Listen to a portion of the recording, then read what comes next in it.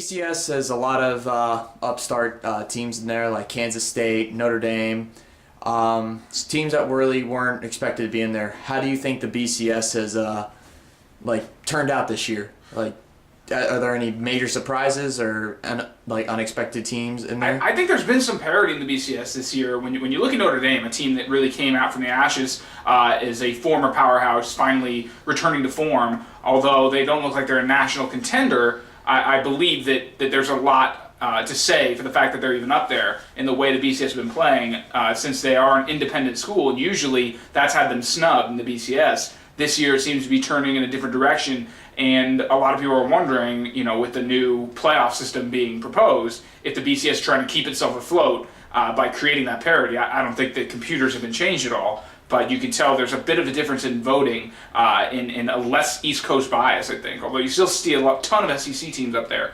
Oregon's getting more respect, Notre Dame's getting more respect, etc.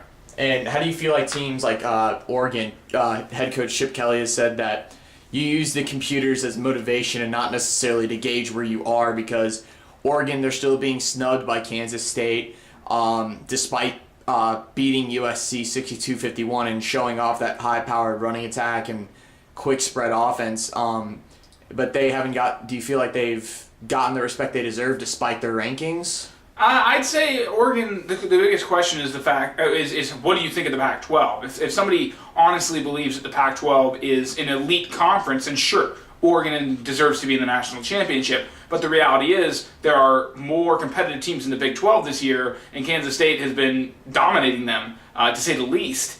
And Oregon, at the same time, has been kind of struggling with some opponents, and USC was no cupcake walk, and not that it should have been, considering they were in USC, in the Coliseum. But at the same time, I think you have to take into account what you feel about each conference when you're determining that answer. Now, when you're looking at teams that are building their program back up again, do you feel that teams that are trying to rebuild, like Notre Dame, that they need to build a huge, tough schedule again? Because Notre Dame had one of the toughest schedules in college football.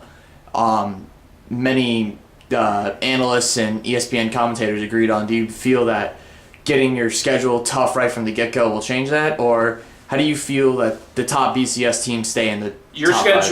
Your schedule should always be tough, no matter who you are. If you want to contend for a national championship, you can't schedule any easy games. And you look at Oregon State.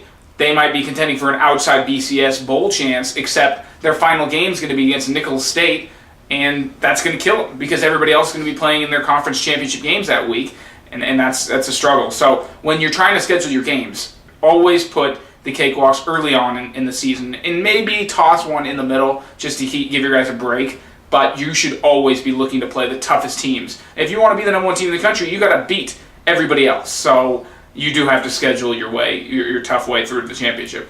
And what are your opinion on one or two lost teams trying to compete for major bowl victories? Because as it looks like right now, Alabama will play Georgia in the SEC title game. And then, granted, if Alabama wins, Georgia will have two losses and contend for a major BCS bowl, considering that they're in the SEC and they had two losses and played against the number one team in the land. Or if Alabama loses and Georgia pulls off the miraculous upset, who do you feel would contend for the national title game? Considering the latter of the two. It's a good question. Because remember, Alabama and LSU went through this last year when the two of them met up in the conference championship. And right, is that right? No, last year the did Alabama lose the conference championship? No, Alabama finished second in the SEC West, and LSU and Georgia competed in the SEC title game. And so Alabama didn't play. Alabama did LSU lose to Georgia? No, LSU was tied at half and then just pulled away. I think they beat Georgia 41-20 in the title game. Last year you saw LSU and Alabama going at it early in the season or midway through the season, and then in the SEC championship, Alabama wasn't even playing in it, and yet they still made it to the national championship game. So that always begs the question: you could be the second in your conference and still be the second best team in the country. And Alabama ended up winning the national championship, and some people argue that game off actually helped them. But that's obviously a different story. But the point being that you can be that second team. You can be that Georgia. And if you're capable of beating Alabama, maybe you deserve a championship run.